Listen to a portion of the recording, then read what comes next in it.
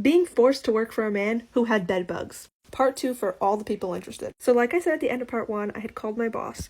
Now after I got off the phone with my boss, 2 things happened. The first thing is what I was told and what happened with me, which was all a lie. The second thing is what actually happened behind the scenes, which I only found about after the fact. So first we'll do from my point of view. After that initial phone call with my boss, she calls me back a few hours later. She tells me she has spoken to the client, she has spoken to the client's children.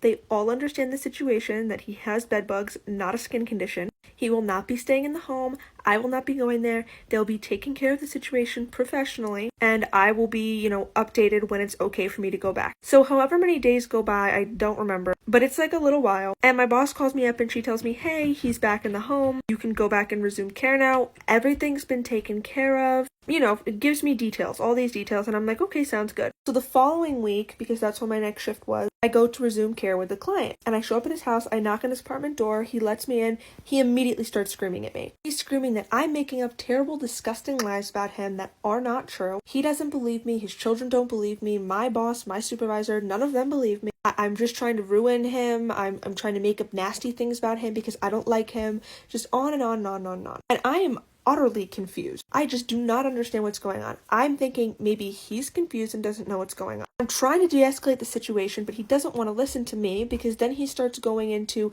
well, you just haven't showed up for so-and-so amount of days. You just didn't show up. So every other day, I didn't have anybody here with me. I only had my other nurse. You never showed up. After de-escalating this as best as I can, I step out and I call my boss because this is just not making any sense. So now here's what really happened. Back to that first phone call with my boss. I hang up and go home. She did call the client and the client's children. They were extremely offended and they did not believe me. And they freaked out. They said that I was a liar, that their father would never have bed bugs, that I was just trying to make up an excuse so I didn't have to be there and put lotion on him. As if that was like the most disgusting thing I do in that job. And so my boss then admits that because they were offended and they said they didn't want to do anything about it and they didn't want to get an exterminator, she didn't want to tell me that because she knew I would not go back. And she knew that she couldn't get anybody else to work there because they were short-staffed and he needed care.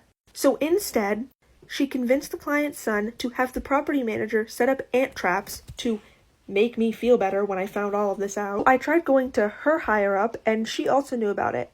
So needless to say, I don't work there anymore because I was forced/tricked to literally work for a man who had bed bugs.